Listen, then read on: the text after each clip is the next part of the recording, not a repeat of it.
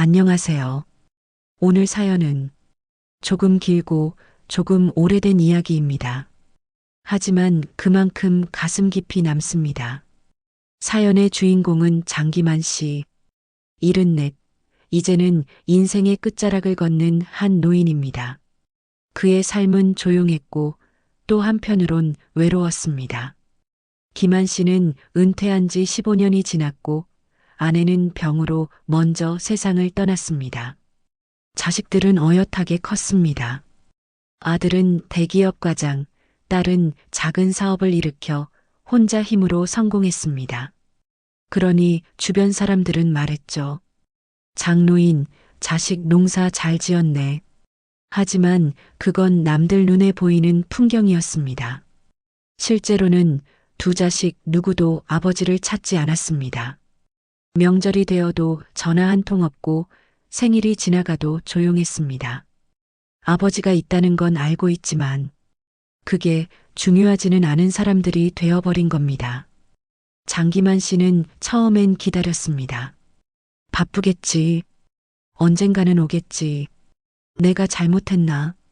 하지만 기다림은 사람을 지치게 만듭니다. 그리고 외로움은 때론 분노보다 더 무섭습니다. 그래서 김한 씨는 결심했습니다. 의지하지 말자.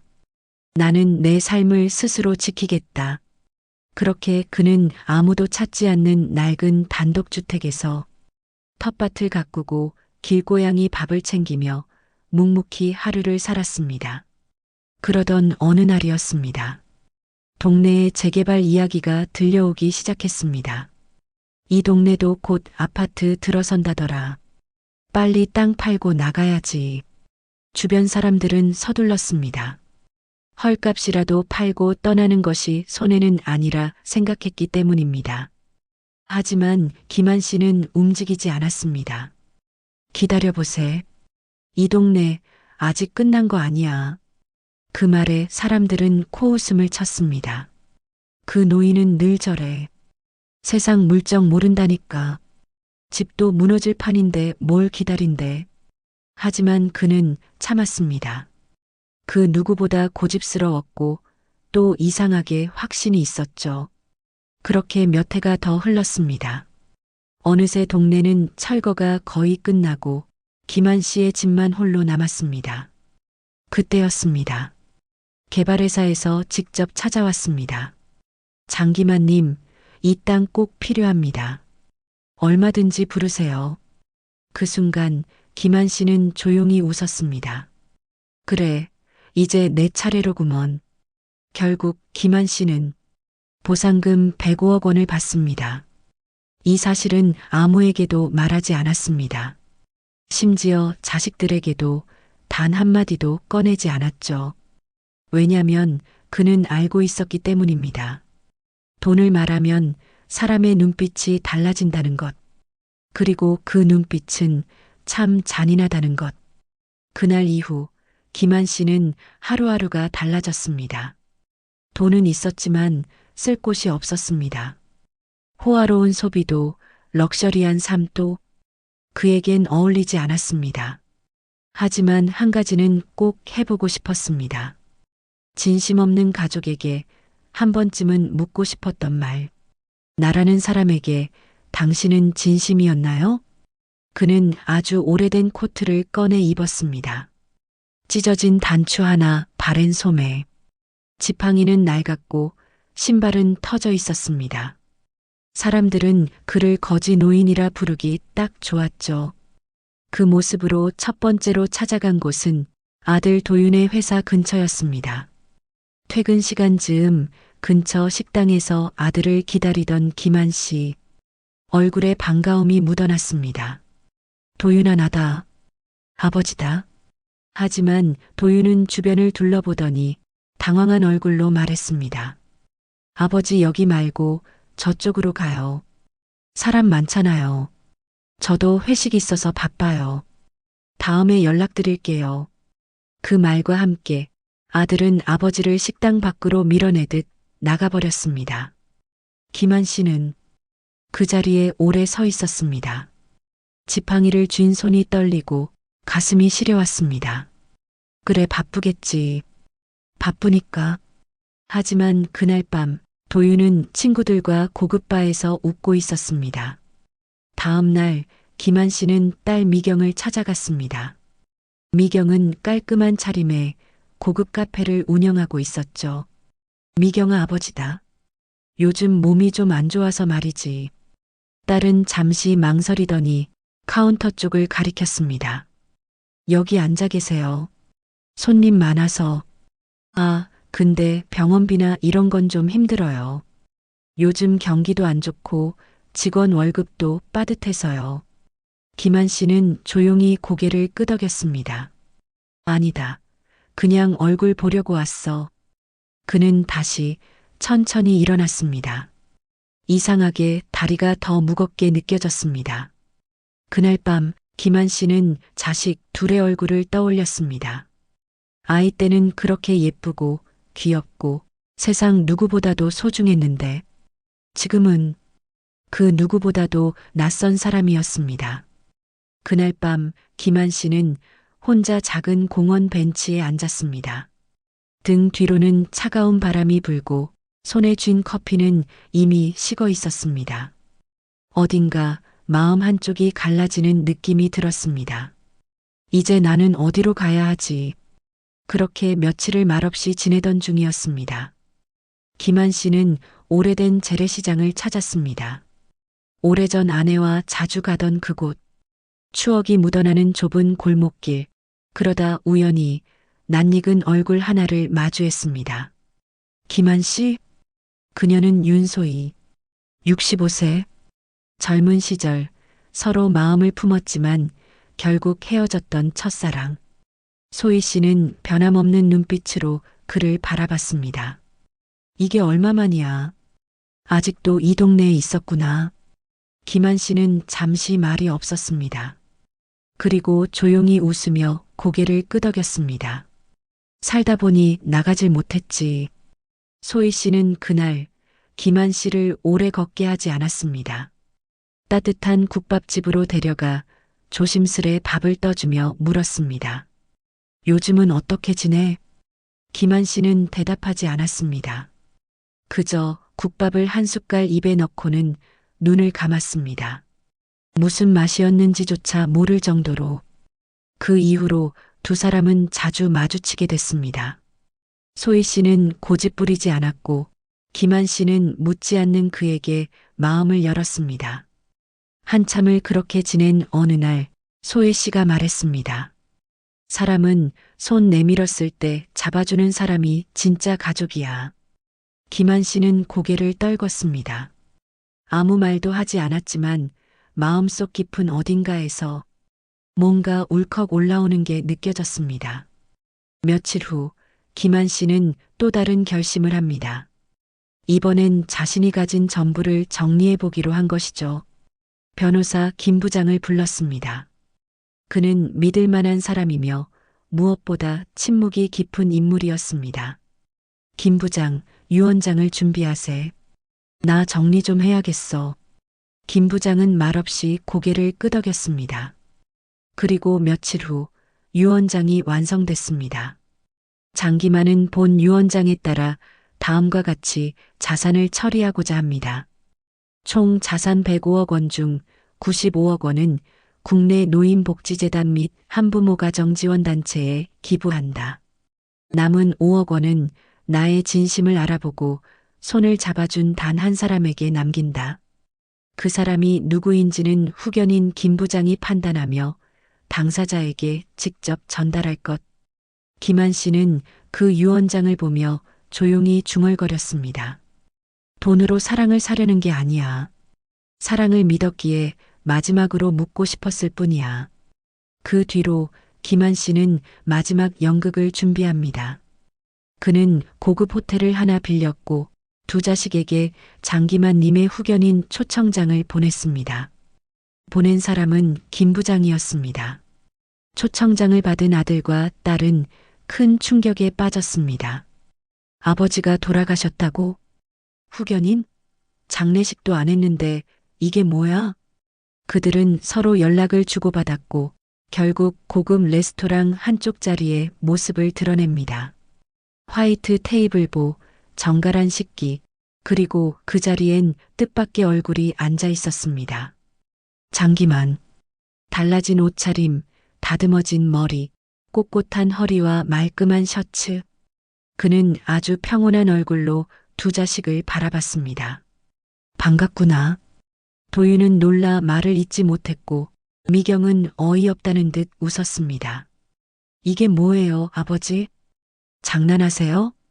김한 씨는 조용히 손을 들어 김 부장을 불렀습니다. 김 부장이 서류를 꺼내며 말했습니다. 장기만 님의 생전 유언장입니다.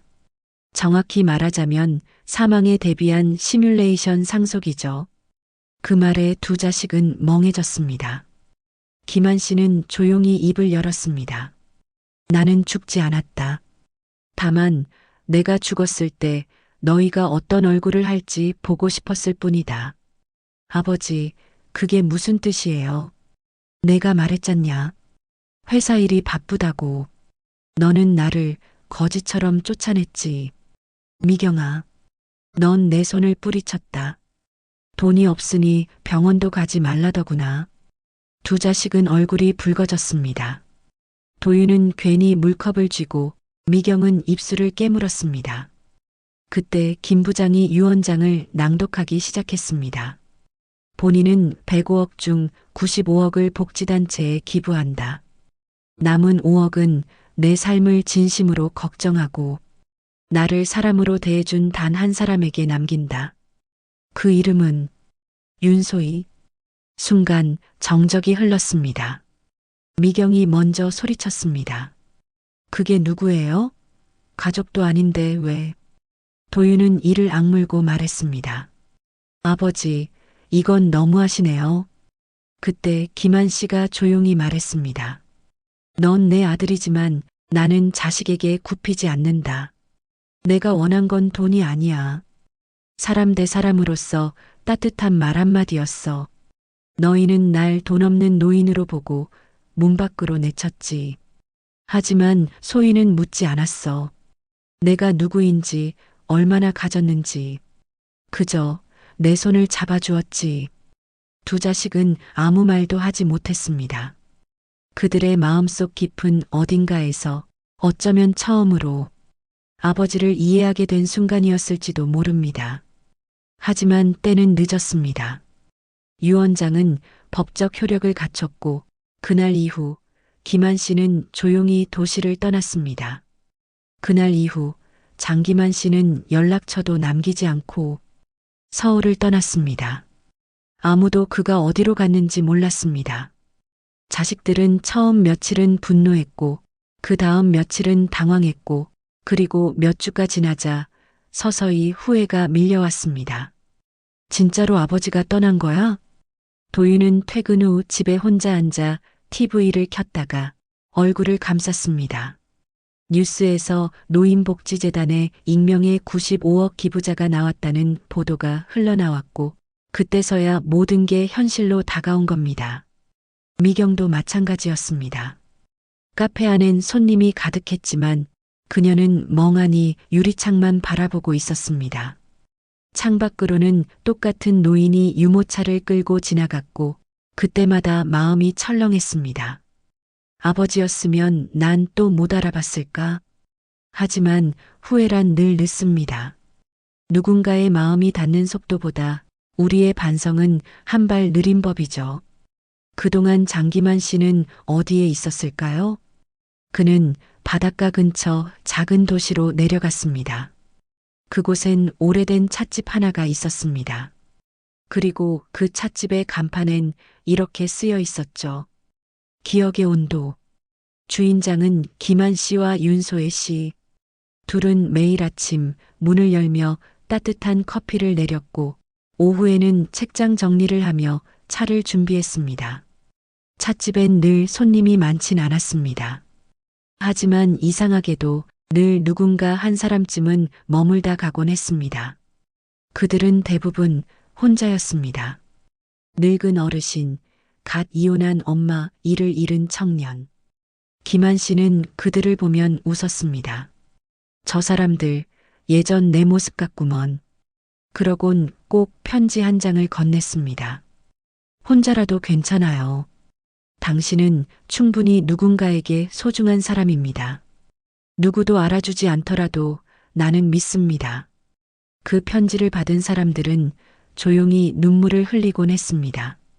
사장님, 이거 진짜 제가 필요한 말이었어요.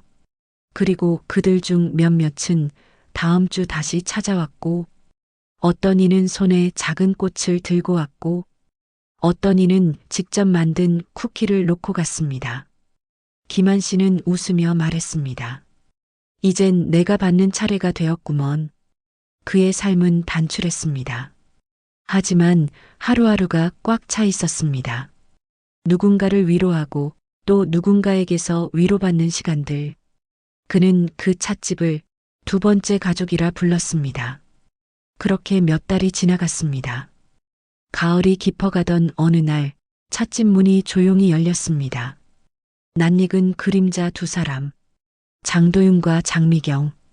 김한 씨는 그들을 보고도 놀라지 않았습니다. 다만 의자 두 개를 가리키며 말했습니다. 멀리서 오느라 힘들었겠구나. 차 한잔하고 가거라. 두 사람은 조용히 자리에 앉았습니다. 미경은 눈시울이 붉어져 있었고 도윤은 손을 꼭 쥐고 있었습니다. 아버지 죄송합니다. 저희가 너무 늦게 온 것 같아요. 김한 씨는 고개를 끄덕였습니다.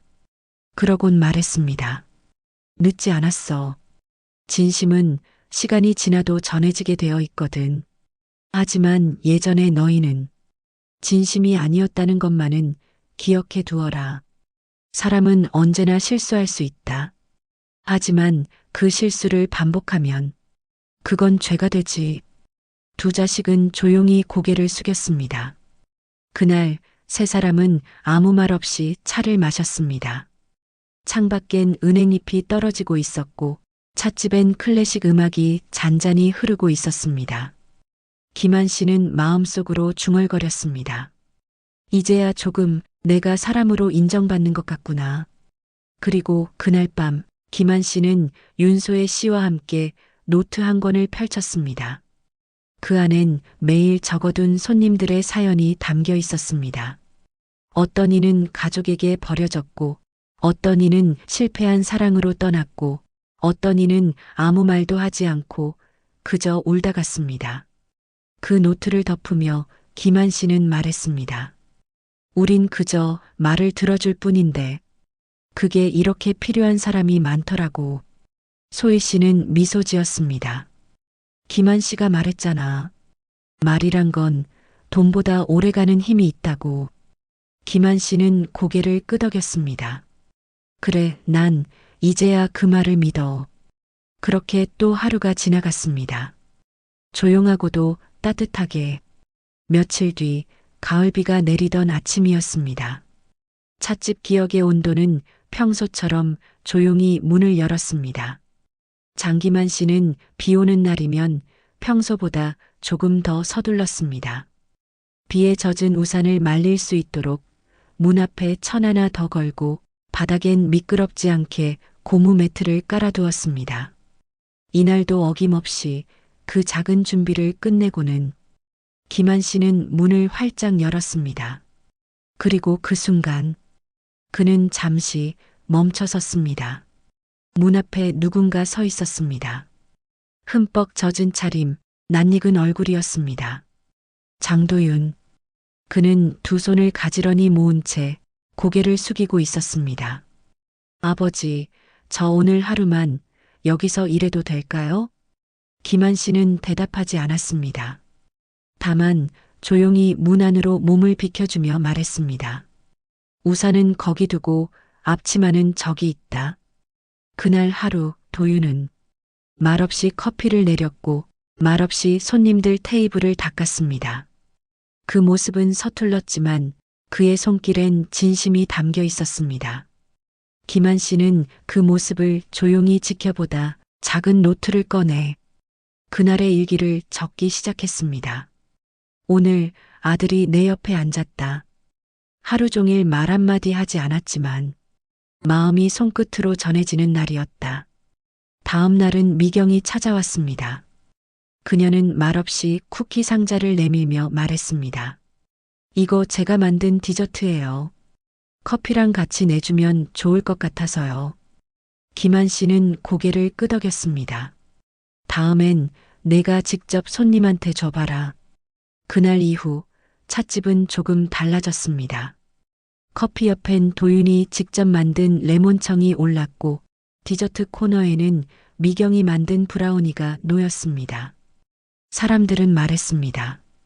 이 집 점점 더 따뜻해진다. 커피 맛이 더 부드러워졌네. 하지만 아무도 몰랐습니다. 그 모든 변화의 시작이 사랑을 잃은 한 아버지의 깊은 상처에서 비롯되었다는 것을, 그리고 또 하나 그 상처를 감싸는 시간이 얼마나 오래 걸렸는지도. 며칠 뒤 찻집엔 한 남자가 찾아왔습니다. 말끔한 정장 차림, 서류 가방을 들고 있던 그는 주변을 살피며 말했습니다. 혹시 장기만 님 계신가요? 김한 씨가 나가며 고개를 끄덕였습니다. 내가 장기만이네. 그 남자는 조심스레 명함을 내밀었습니다. 문화재단 운영이사 박동현. 그는 김한 씨를 조용히 벽쪽 자리로 모시고 말했습니다.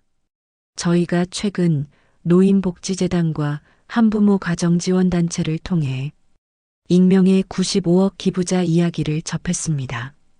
혹시 본인이 맞으신가요? 김한 씨는 미소 지으며 말했습니다. 그런 건 중요하지 않소. 중요한 건 그 돈이 제대로 쓰이는가 하는 거지. 박 이사는 고개를 깊게 숙였습니다. 그 마음 저희가 꼭 책임지겠습니다. 그리고 그는 한 장의 초대장을 내밀었습니다. 다음 달 기부자의 이름 없이 진행되는 소규모 포럼이 열립니다. 오셔서 한마디만 해주신다면 이 세상이 조금 더 따뜻해질 거라 믿습니다. 김한 씨는 초대장을 받아들고 조용히 중얼거렸습니다. 사람은 나눌 수 있을 때 나눠야 하지.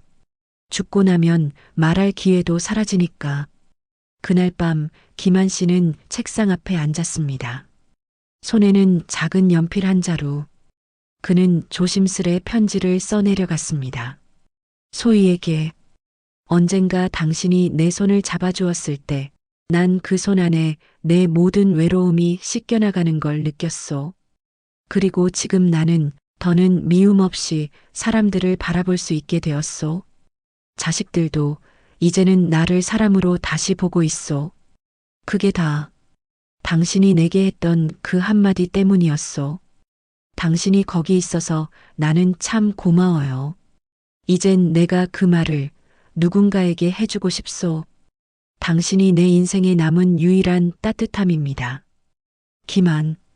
편지를 접고 김한 씨는 책장을 하나 꺼냈습니다. 그 책은 오래된 수필집.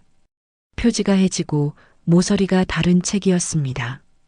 그는 첫 장을 넘기며 조용히 읽었습니다. 진짜 가족은 피로 연결된 사람이 아니라 내가 울고 있을 때 옆에 앉아주는 사람이다. 그 말이 이제야 진심으로 와닿았습니다.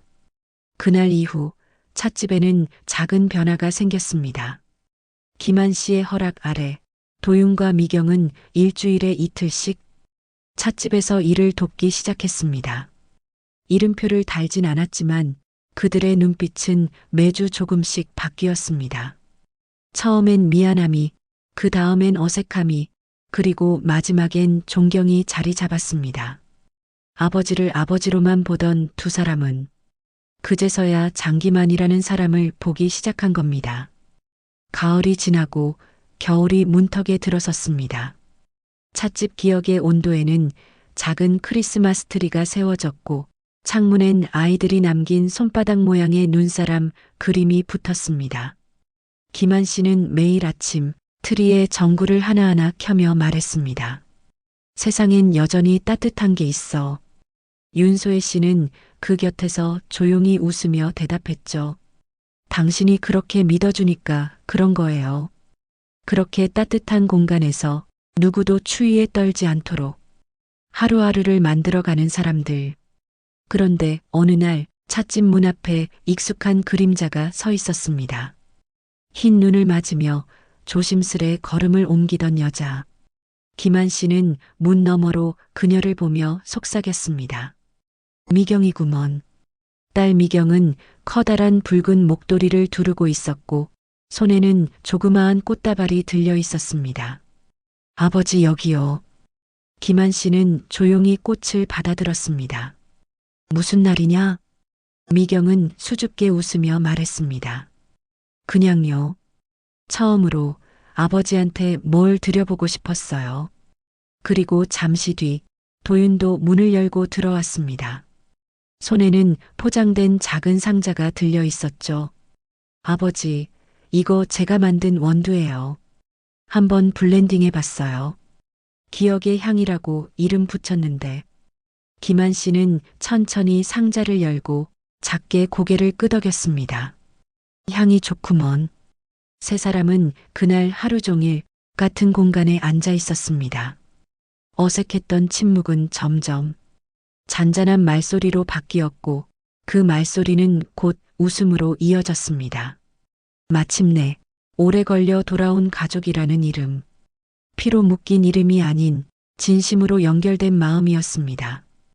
며칠 후 기억의 온도 찻집에 한 통의 편지가 도착했습니다. 보낸 사람은 한부모 가정지원단체의 한 어머니. 장기만님, 전 이름도 얼굴도 모릅니다. 하지만 그날 저희 아이가 처음으로 집에 와 웃었습니다. 당신이 준 학용품 세트 하나에 그렇게 웃더군요. 그걸 보며 알았습니다. 이 세상은 여전히 괜찮다고. 진심으로 감사드립니다. 김한 씨는 그 편지를 벽 한쪽에 조용히 붙여두었습니다. 그리고 말했죠. 이게 진짜 유산이야. 사람의 마음에 남는 따뜻함. 그날 이후 찻집 한쪽 벽에는 손님들이 남긴 편지가 가득 붙기 시작했습니다. 엄마가 떠난 뒤 처음으로 누군가 내 말을 들어줬어요.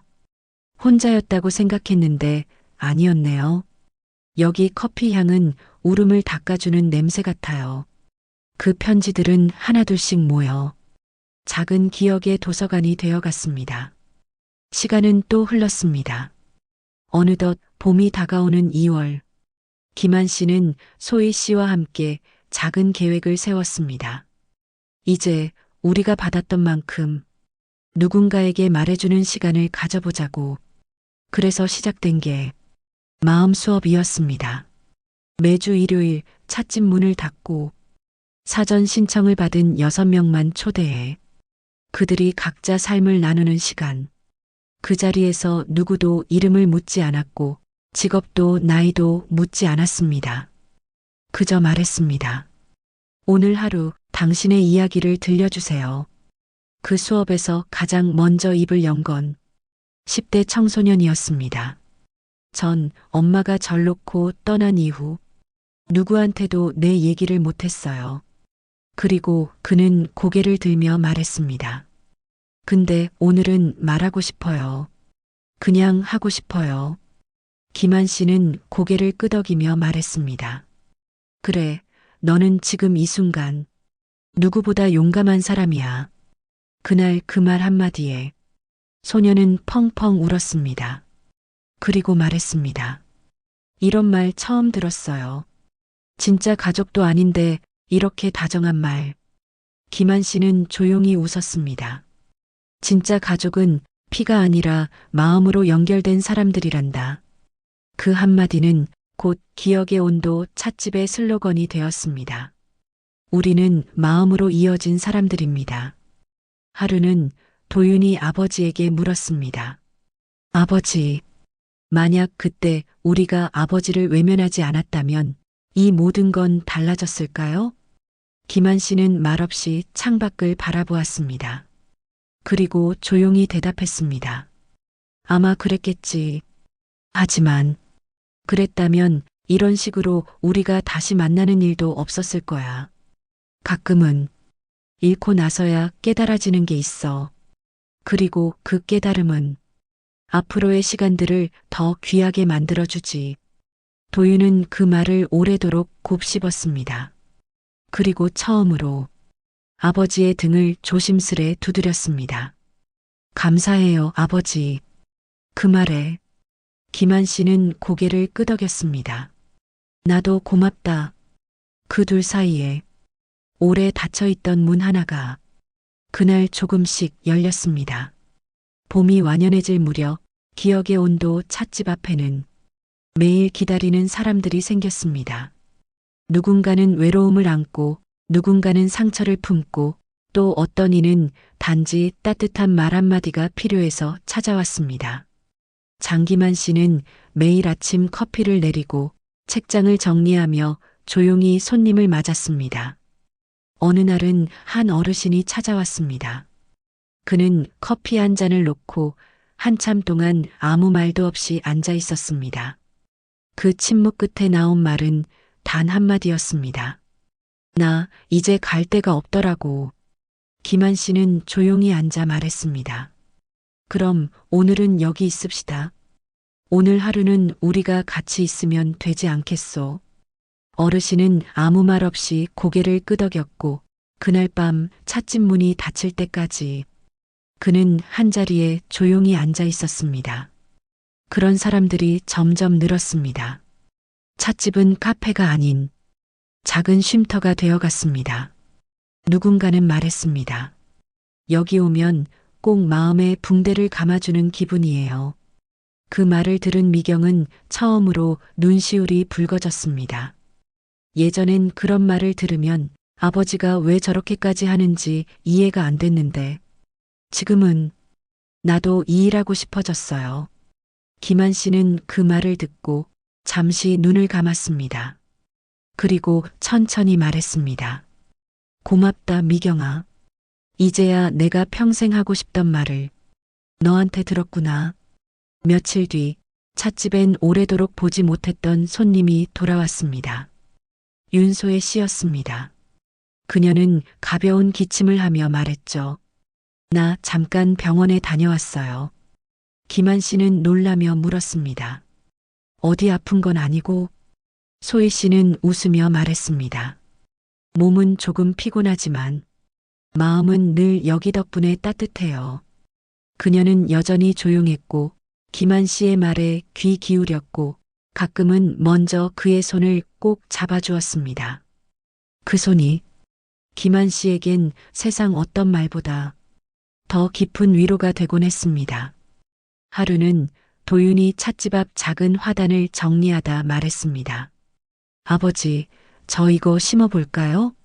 그가 가리킨 건 작은 자목련 나무였습니다. 김한 씨는 미소 지으며 고개를 끄덕였습니다. 좋지. 매년 봄마다 우리의 시작을 떠올릴 수 있도록 자목련은 흙에 묻히고 그 위에 맑은 물이 부어졌습니다. 그리고 며칠 뒤 작은 봉우리 하나가 세상 밖으로 조심스레 고개를 내밀었습니다. 그 모습을 바라보며 김한 씨는 중얼거렸습니다. 이렇게 피는 것이구나. 조금씩 천천히 그러나 분명하게. 어느 조용한 평일 오후 김한 씨는 찻집 안에서 책을 읽고 있었습니다. 책은 익숙한 문장으로 시작되었습니다. 사람은 누구나 혼자다. 그러나 그 혼자라는 공간에 누군가 들어와 앉아줄 때 우리는 그걸 가족이라 부른다. 그는 책장을 덮고 조용히 손등 위에 시선을 두었습니다. 그때 소혜 씨가 다가와 말했습니다. 김한 씨, 오늘 밤엔 조금 일찍 닫고 별이나 보러 갈래요? 그 말에 김한 씨는 눈을 들어 웃었습니다. 그래, 좋아. 그동안 바쁘게 달렸으니 오늘은 조금 천천히 가자고. 두 사람은 찻집 문을 닫고 조용히 바닷가로 향했습니다. 모래 위엔 발자국이 남았고 하늘엔 별이 하나둘 반짝였습니다. 소희 씨는 모래 위에 앉으며 말했습니다. 예전엔 이렇게 별을 본 게 언제였더라. 김한 씨는 하늘을 올려다보며 대답했습니다. 이 순간만으로도 충분히 예쁘구먼. 잠시 침묵이 흐른 뒤 소희 씨가 천천히 속삭였습니다. 김한 씨, 응? 만약에 우리 처음부터 다시 시작할 수 있다면 당신은 날 또 선택했을까요? 김한 씨는 조용히 고개를 끄덕였습니다. 당연하지. 이 모든 시간 다 지나고 나서도 결국 난 그때 그 골목길에서 당신을 또 바라볼 거야. 그 말에 소희 씨는 아무 말 없이 김한 씨의 어깨에 기대었습니다. 그 밤 그들의 침묵은 말보다 더 많은 이야기를 품고 있었습니다. 그저 그 순간이 진심이었음을 말하는 듯이 며칠 후 찻집 한쪽에 새로운 코너가 생겼습니다. 이름은 사람의 자리.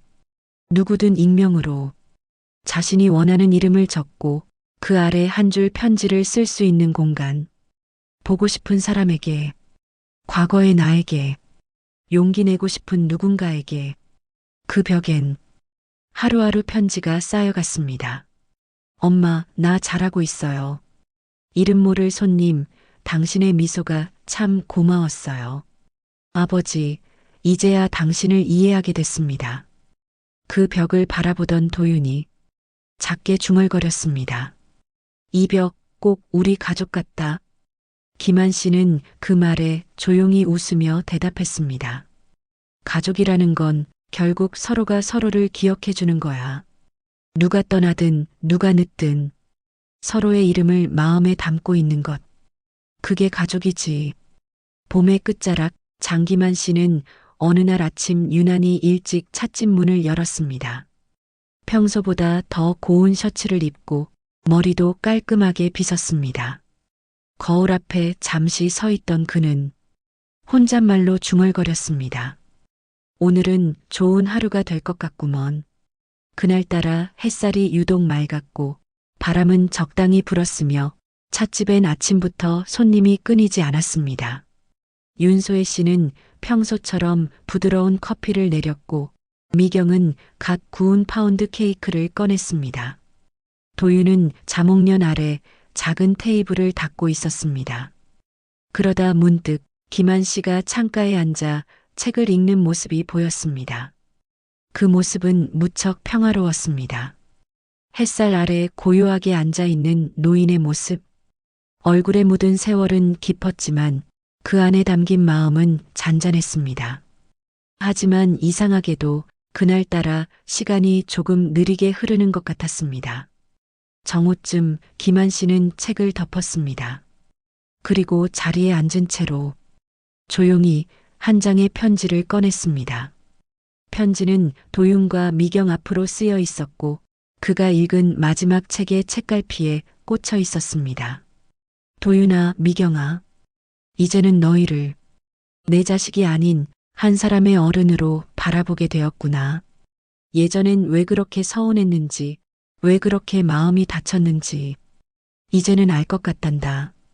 나도 아버지로서만 살았지 너희와 같은 사람으로 살진 않았더구나. 그래서 용서를 받기보단 먼저 손을 내밀고 싶었어.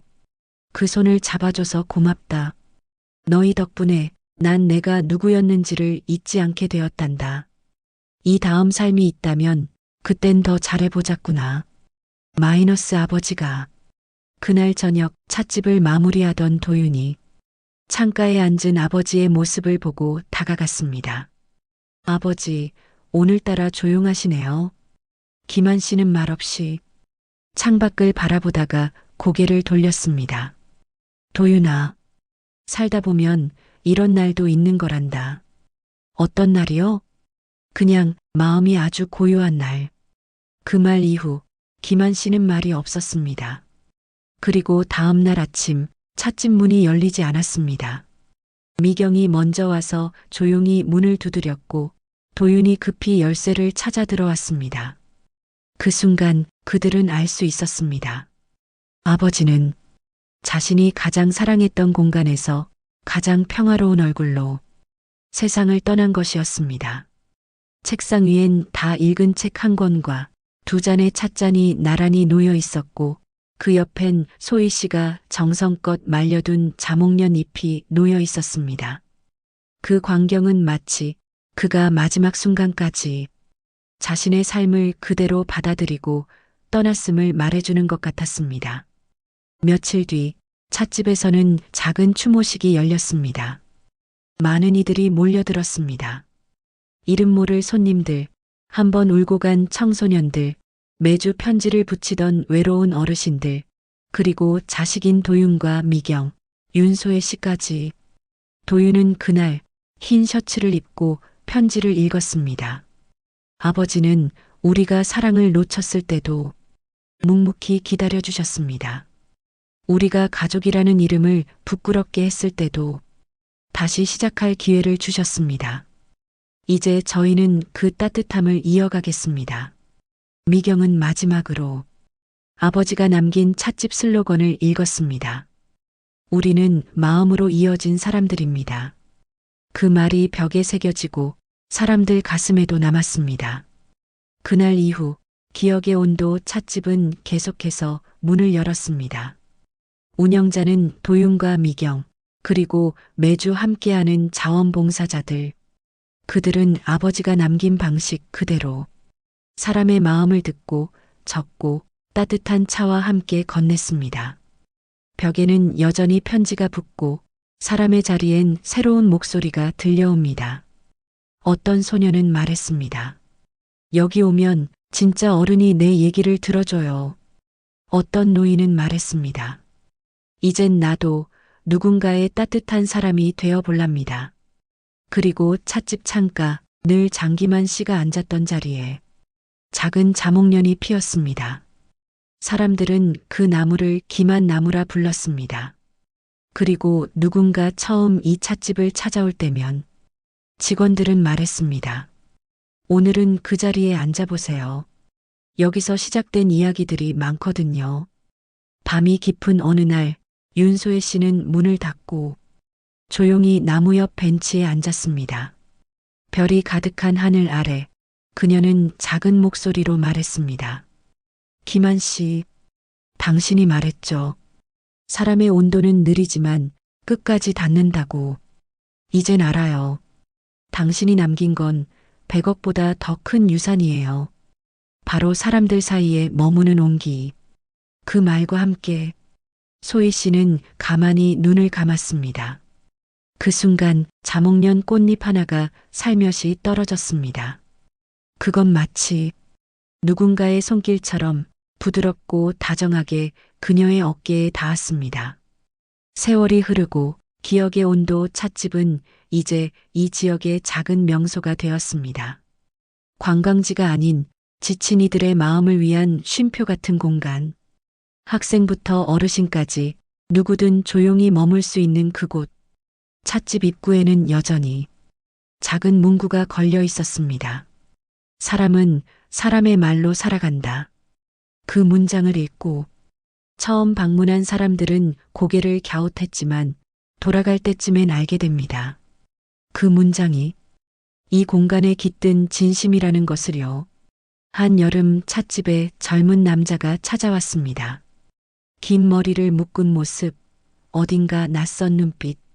그는 카운터 앞에서 말없이 앉아 있다가 도윤에게 다가와 말했습니다. 혹시 장기만 선생님을 아시나요? 도윤은 조용히 고개를 끄덕였습니다. 예, 제 아버지셨습니다. 남자는 작은 종이 가방을 꺼냈습니다. 그 안에는 수십 장의 편지와 사진, 그리고 찻집에 대한 기사 몇 개가 담겨 있었습니다. 제가 운영하는 출판사에서 이 찻집과 장기만 님의 이야기를 책으로 펴내고 싶습니다. 이 이야기는 단순한 미담이 아니에요. 지금 시대에 꼭 필요한 사람의 말과 마음에 대한 이야기라고 생각해요. 도윤과 미경은 처음엔 망설였습니다. 아버지의 이야기를 상품으로 만드는 것 같아 조심스러웠죠.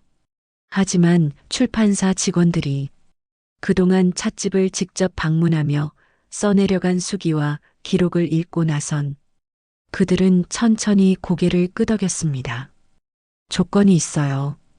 이 책에 등장하는 모든 손님들의 이야기는 직접 허락을 받아야 해요. 그리고 인쇄 전액은 아버지가 생전에 기부하시던 재단에 전달해 주세요. 그렇게 세상에 나온 책. 제목은 기억의 온도, 어떤 아버지가 남긴 가장 따뜻한 유산. 책은 생각보다 빠르게 입소문을 탔습니다. 사람들은 그 안에 담긴 돈이 아니라 마음의 이야기에 조용히 귀 기울였습니다. 책에는 이런 문장이 실려 있었습니다. 사람은 누구나 외롭지만 누군가를 위해 손 내밀 수 있을 때 우리는 살아있는 존재가 된다. 책이 출간된 후 찻집에는 더 많은 손님이 찾아왔습니다. 책을 읽고 온 사람들, 실제로 그 자리에 앉아보고 싶었던 이들, 그리고 조용히 편지 한 장 남기고 돌아가는 이름 없는 사람들. 그들 모두가 남긴 말은 비슷했습니다. 이 공간은 살아있어요. 여기선 나 자신이 돼도 괜찮은 느낌이에요. 그 말을 들은 미경은 가만히 자목련 아래 벤치에 앉았습니다. 그리고 말했습니다. 아버지, 당신이 꿈꾸던 세상이 정말 이렇게 만들어지고 있어요. 그날 밤 도윤은 찻집 장부를 정리하다가 아버지가 생전에 써두었던 작은 수첩을 발견했습니다. 수첩 안엔 빽빽한 손글씨, 사람들의 이름은 없고 단지 느낌과 상황만 적혀 있었습니다. 자식에게 외면당했다는 노인 내일 다시 오신다 했다. 차 종류를 고민하심. 이혼 후 딸과 단둘이 사는 엄마 커피보다 말이 더 필요해 보임. 조금 늦게 말 붙이자. 고등학생 잦은 눈치. 누가 먼저 말 걸어주면 좋을 아이. 내일 쿠키 하나 챙겨줘야지. 그 하나하나가 그저 손님이 아닌 한 사람 한 사람에 대한 김한 씨의 깊은 배려와 시선이었습니다. 도윤은 눈을 감고 중얼거렸습니다. 아버지, 이 수첩 우리가 계속 써도 되겠죠? 그 뒤로 기억의 온도에는 두 개의 수첩이 놓였습니다. 하나는 손님을 위한 익명 사연 노트, 다른 하나는 직원들이 함께 쓰는 기만 노트. 그 둘은 매일매일 채워졌고 그 안에 사람들의 시간이 담겼습니다. 어떤 날은 웃음이, 어떤 날은 눈물이, 어떤 날은 그냥 조용한 커피 한 잔이. 그 모든 게 이 작은 공간의 역사이자 한 노인이 남긴 진짜 유산이었습니다.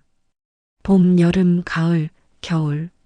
계절은 여전히 돌고 돌았고 찻집은 여전히 그 자리에 있었습니다. 그리고 창가 자목련 아래에는 한 문장이 새겨져 있었습니다. 나는 단 한 번 진심을 원했습니다. 장기만. 그 문장을 바라보는 사람마다 잠시 걸음을 멈췄고 그리곤 천천히 입꼬리를 올렸습니다. 누군가는 고개를 끄덕였고 누군가는 눈을 감았으며 누군가는 아주 조용히 이름 모를 사람의 자리에 앉아 커피 한 잔을 마셨습니다. 그리고 그렇게 오늘도 또 한 사람의 이야기가 기억의 온도에 머물게 되었습니다.